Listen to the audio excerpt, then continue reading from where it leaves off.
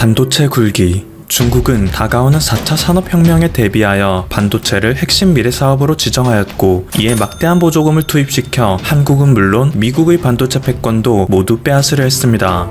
실제로 중국의 화웨이는 스마트폰과 5G 산업부에서 엄청난 속도로 성장하는 모습을 보였고, 이에 따라 세계 반도체 시장에서의 영향력을 키우는 것은 물론 자국 내 반도체 산업을 육성시키는 원동력이 되었는데요. 이러한 중국의 야욕은 작년부터 시작된 미중 무역 분쟁 그리고 화웨이 죽이기로 인해 큰 난관을 맞이하고 있습니다. 2019년에는 그나마 미국이 세계의 여론을 의식하여 중국과 화웨이에 대해 너무 심한 제재를 가하지는 못했는데, 올해 중국발 C19 사태가 전 세계에 막대한 피해를 입혀 지구촌에서 중국에 대한 여론이 심각하게 나빠지자 미국 역시 수많은 국가들의 지지를 등에 업고 중국을 더욱 거세게 압박하기 시작한 것이죠. 때문에 중국 정부에서도 현재 이러한 국제 여론을 인지하여 한때는 강경한 자세로 미국에게 대항하던 태도를 한 수 접고 미국과 협력하고자 하는 의지를 드러내기 시작했는데요. 지난 24일 각종 외신에서 전한 바에 따르면 왕이 중국 외교부장은 중국과 미국은 평화로운 공존의 길을 찾아야 한다. 중국은 협력, 상호 존중의 정신 아래 미국과 함께할 준비가 됐다 라며 이전보다 한층 유한 자세를 보였다고 하죠. C19는 미국과 중국에게 있어 공동의 적이다. 이로 인해 국제사회가 신냉전 체제에 접어드는 것을 경계해야 한다 라며 현재의 중국이 과거 소련처럼 미국에 대치하다가 몰락의 길을 걷게 되는 수순을 밟지 않을까 걱정하는 모습을 보이기도 했습니다. 하지만 그럼에도 미국에서는 이러한 중국의 입장을 무시하고 중국에 대한 제재의 수위를 더욱 강화하기 시작했는데요. 최근 미국 상무부에서 발표한 대중 3차 블랙리스트에는 이제 미국이 중국의 화웨이뿐만 아니라 중국이 제조 2025를 외치며 앞으로 중점적으로 강화하고자 했던 AI, 클라우드, 로봇 등 모든 첨단 IT와 관련된 중국의 산업을 포함시켜 미국은 중국 시진핑의 핵심 전략을 무너뜨리려 한다는 의지를 나타냈습니다.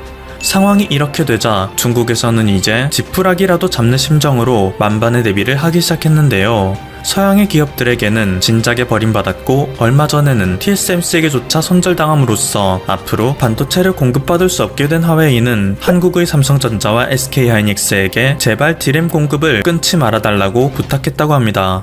시스템 반도체의 경우 이미 TSMC에게 발주해놓은 물량이 있기도 하고 버겁긴 하지만 막대한 금액을 지출하여 자국 기업 SMIC로부터 공급받을 수 있지만, D램만큼은 한국에게서 공급받는 것 이외에는 도무지 수지 타산이 맞지 않는 길만 남았기 때문인데요. 미국의 움직임은 신경 쓰지 말아달라며 거의 구걸하다시피 하는 태도로 한국의 반도체 투톱에게 부탁했다고 하죠. 당장 1년 전까지만 해도 반도체 굴기를 외치며 한국 기업들을 얕잡아보고 각종 기술과 인력 탈취를 일삼던 중국이라고는 전혀 볼 수 없는 태도입니다. 그런데 반도체 이외에도 중국이 한국에게 완패한 종목이 있는데요. 심지어 반도체의 경우 지금 당장은 한국에게도 손해가 발생할 수 있는 종목이지만, 이 종목은 이미 막대한 이익이 예정된 상황입니다.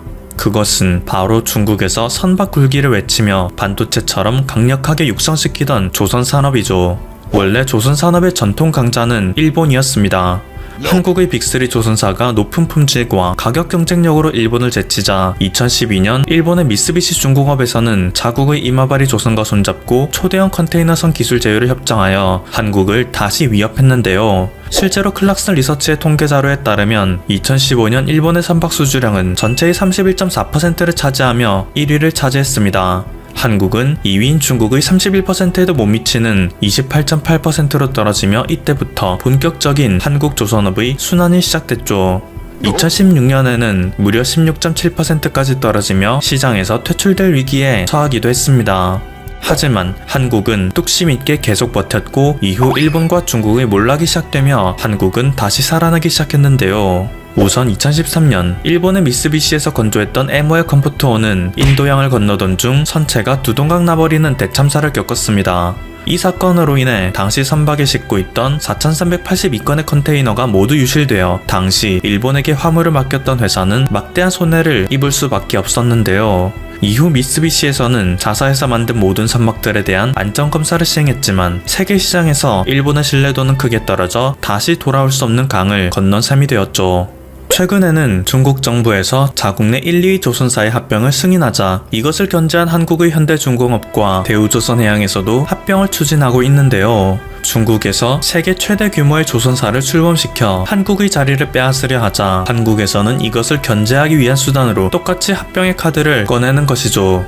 하지만 일본에서는 이러한 한국의 움직임에 대해 난데없이 한국 정부가 두 기업의 합병에 부당한 지원을 했다라며 딴지를 걸었습니다. 최근도 아닌 과거 한국의 조선업이 파산 위기에 처했을 때 대규모 실직 사태를 막기 위해 한국 정부에서 각 조선사에 지급한 보조금을 걸고 넘어진 것인데요. 이것은 전혀 부당하지 않은 공정행위임에도 불구하고 일본에서는 조금이라도 한국을 견제하기 위해 몸부림치는 걸 할 수 있는데 업계에서는 일본의 점유율은 지난 2019년 13%까지 떨어졌다. 사실상 업계 퇴출 수순을 밟고 있다고 해도 무방한데 지금 한국에 대해 취하고 있는 태도는 그들의 마지막 뒷모습마저 추악한 이미지로 남길 뿐인 최악의 수라며 쓴소리를 뱉고 있습니다.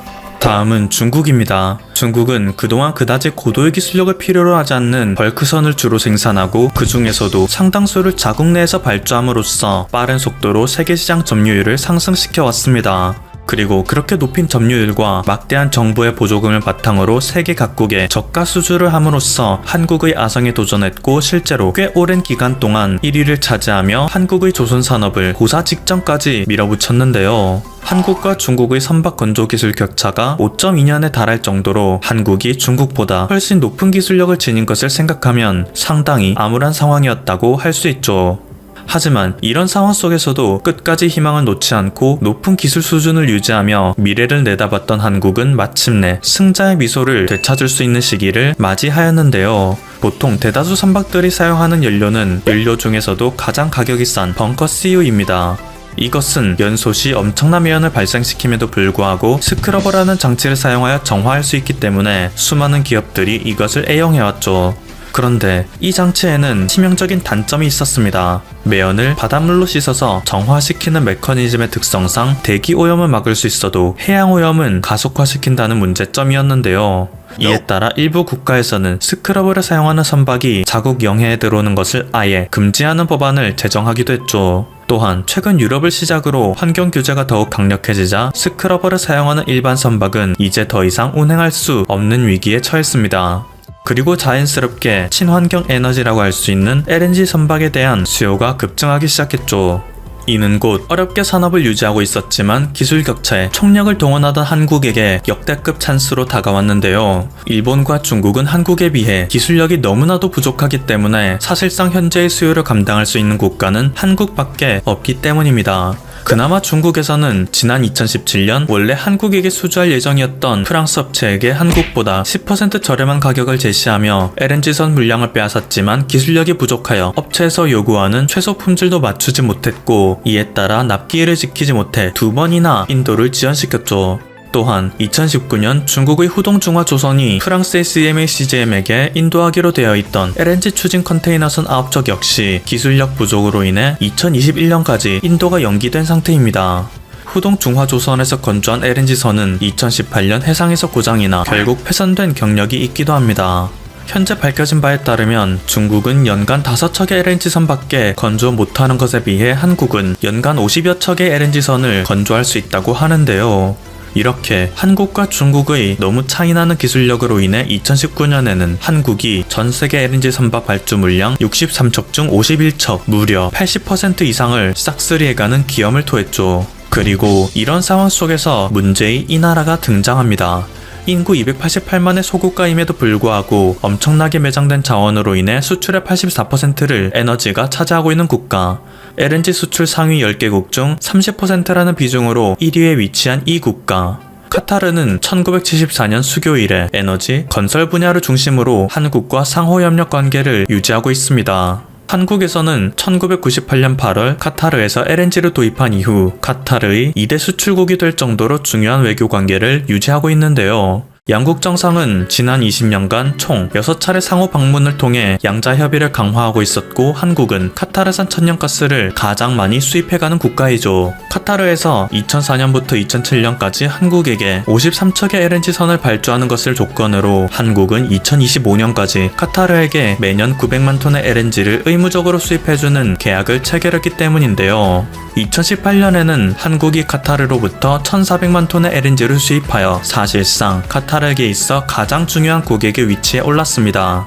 때문에 최근 카타르에서 2030년까지 LNG 생산 능력을 43% 늘리겠다 발표하고, 이에 따라 총 190척의 LNG선이 필요하다고 말한 것에 대해 대부분의 물량은 한국에서 독식할 수 있을 거란 전망이 나왔던 거죠.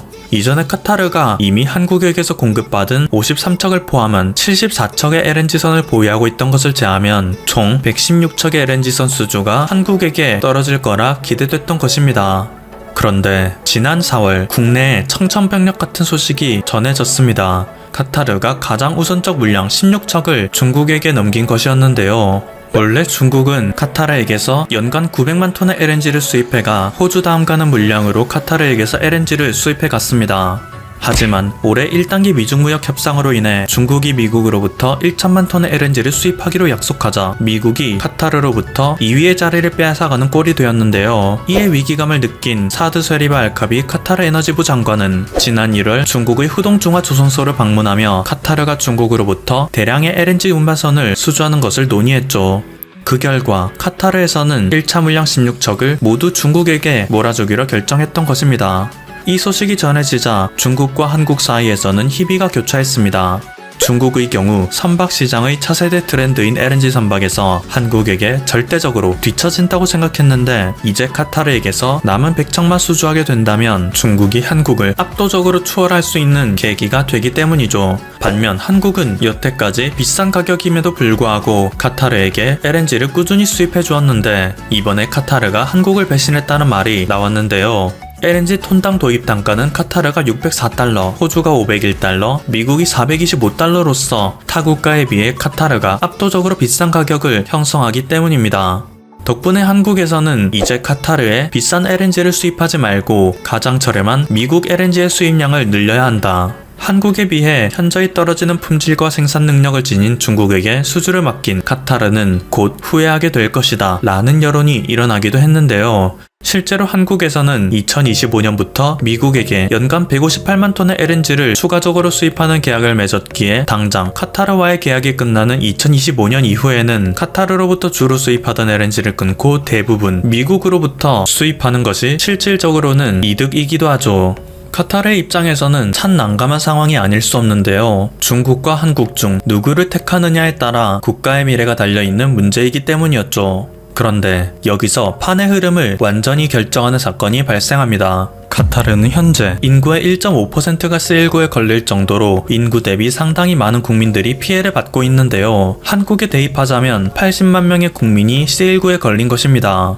때문에 카타르의 에너지부 장관은 한국에 긴급 도움을 요청했고, 연락을 받은 한국가스공사는 당시 물량을 구하는 것이 어려웠음에도 산업통상자원부, 한국바이오협회 등에 수소문하여 카타르의 물량을 대줄 수 있는 업체를 알아보았죠. 결국 한국의 기업 바이오니아에서 카타르에 50억 원 규모의 분자진단 장비와 진단키트를 공급하게 되었는데요.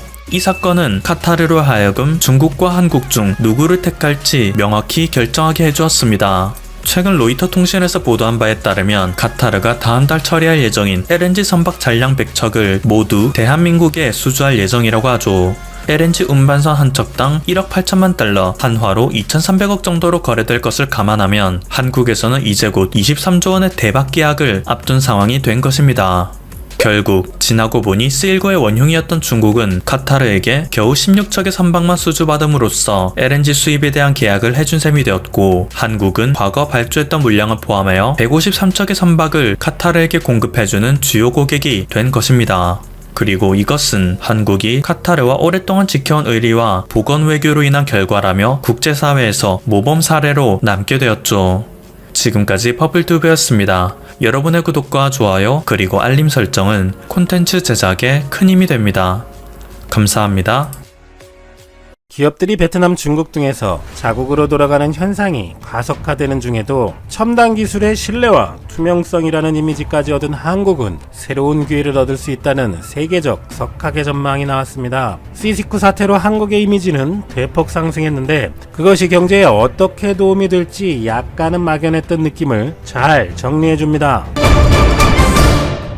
불과 얼마 전만 해도 한국인들은 베트남 수출에서 삼성만 해도 25% 이상의 비중이고 한국 기업 9천여 개가 진출해 있고 현지인은 한국어만 잘해도 월급을 3배씩 받을 수 있다는 사실에 어느 정도 자부심을 느끼기도 했습니다. 그러나 한편으로 생각해본다면 국내에서도 내수 경기가 안 좋다, 취업난이 심각하다, 어느 지방 전체가 제조업 부진으로 힘이 든다는 이야기가 하루 이틀이 아닌데 그렇게 많은 고용을 해줄 수 있는 기업들이 해외에 있는 것이 아쉽다는 생각이 들었던 것도 사실입니다.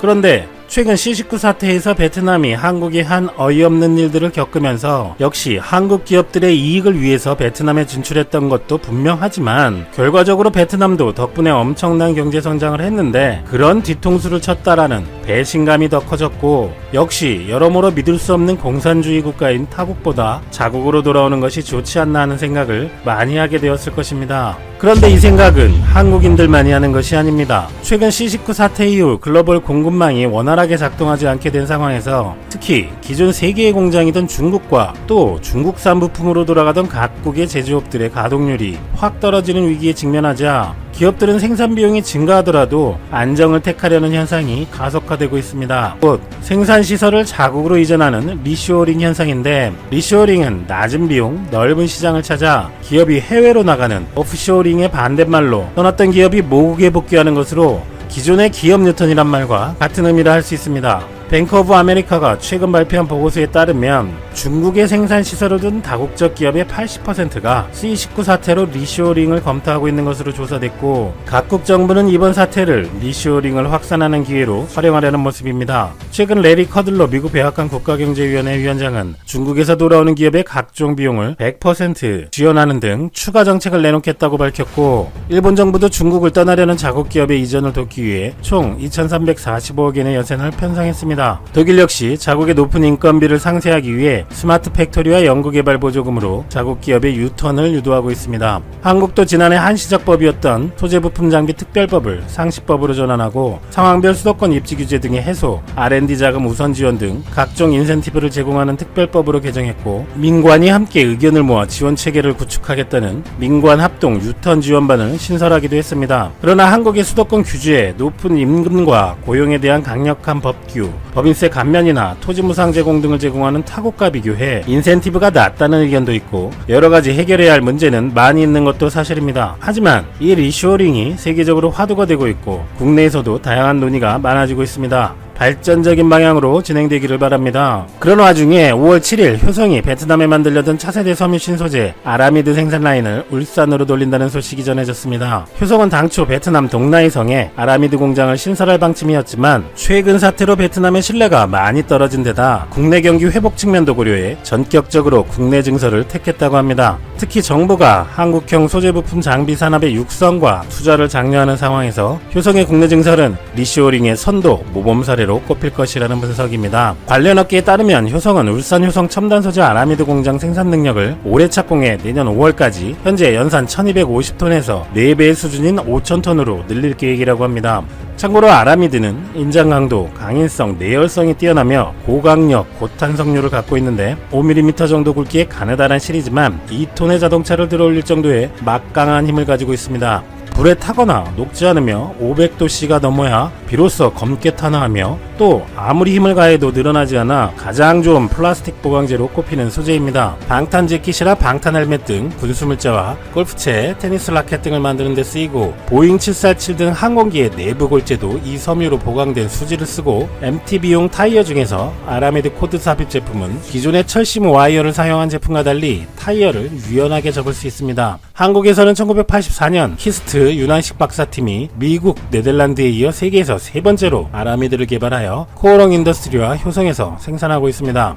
효성은 결정 막판까지 베트남 동나이성에 아라미드 공장을 짓는 방안을 고민해온 것으로 알려졌는데 베트남은 2000년대 중반부터 조현준 회장이 글로벌 전처 기주로 삼은 국가였기 때문이라고 합니다. 지난 2007년 베트남 법인을 설립한 효성은 2014년 매출 1조 원, 2018년에는 2조 원의 매출을 기록하며 급성장하고 있었고 최근엔 베트남 중부 광남성에 신규 타이어 코드 생산 설비 구축, 남부 바리아붕 따오성에 공장에 액화석유 가스 저장 탱크와 폴리프로필렌 및 탈수소화 공정 설비를 구축하고 있는 등 베트남 진출이 활발했기 때문에 이 아라미드 공장도 베트남이 될 것으로 예상되었습니다. 하지만 효성이 최종적으로 아라미드 생산 증대를 위해 울산 공장을 낙점한 이유는 전략적으로 핵심 소재의 생산기지는 한국에 둬야 한다는 조 회장과 경영진의 판단에 따른 것이고, 아라미드는 기술력과 진입장벽이 높은 고부가가치 산업이기 때문에 보안이 굉장히 중요한 상품이라 외국에 공장을 짓는다면 리스크가 클 수 있다는 이유라고 전해집니다. 실제로 세계 43.3%의 시장 점유율로 1위인 미국의 듀폰도 미국 내에서만 아라미드 공장을 가동하고, 국내 1위 코오롱 인더스트리도 경북 구미에 아라미드 공장이 있습니다. 아라미드는 특히 5G 통신망용 광 케이블에 사용되며 최근 수요가 급증하고 있는데, 지난해 효성이 영업이익 1조를 달성하는데도 아라미드 같은 신소재가 핵심 역할을 했다고 합니다. 중국은 WTO 가입 이후 저임금 생산기지이며 동시에 거대한 시장으로서 글로벌 서플라이 체인의 가장 큰 수혜자가 되었지만, C19 사태의 발언지이자 투명하게 정보를 제공하지 않아서 세계가 현재 처한 상황의 원흉이라고 지적받고 있고, 앞으로도 중국은 험난한 길이 예상됩니다. 전문가들은 불확실성을 톡톡히 체험한 국가들과 기업들이 낮은 인건비 등의 생산비용 절감 효과를 포기하더라도 안정을 택하는 추세는 가속화될 것이라고 전망하고 있습니다. 그런데 베트남 역시 C19의 발원지가 아니다라는 것 이외에 중국과 다를 바가 없어 보입니다. 베트남의 LG 디스플레이와 삼성전자는 한국인들이 들어가지 못해 큰 어려움을 겪었으며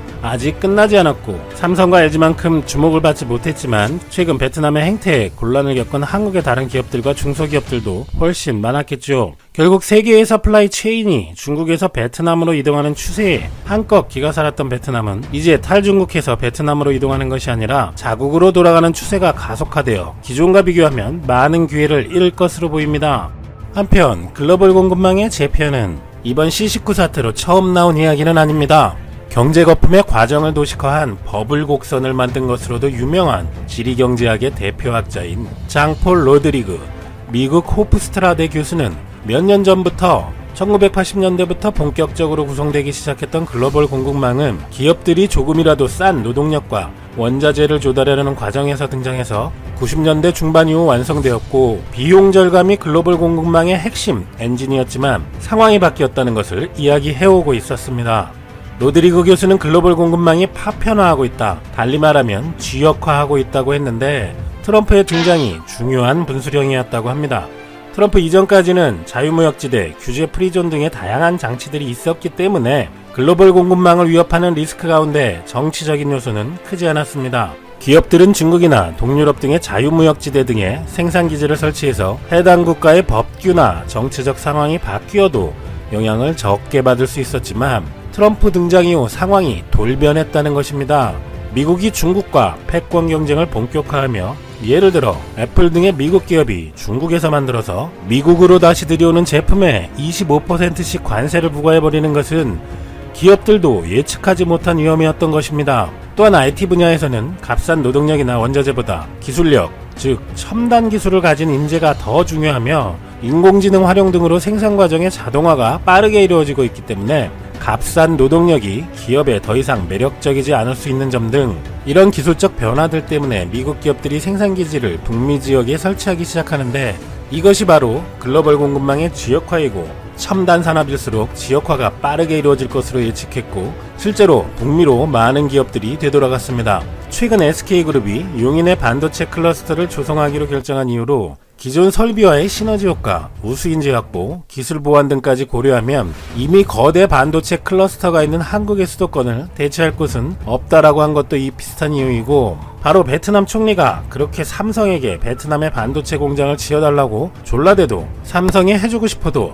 해줄 수가 없었던 이유입니다. 따라서 베트남같이 인재 기반조차 취약한 나라는 앞으로 첨단 산업도 유치하기 어려워지는 이유이고, 생필품 제조 같은 부분도 이탈할 수 있다고 로드리그 교수는 전망합니다. C19 사태 이후에는 에너지와 제약 같은 전략적인 부분에 대한 정부의 개입과 규제가 커질 가능성이 크며, 생필품들은 나라별 자국 생산이 늘어날 것이라고 예측하는 것이죠.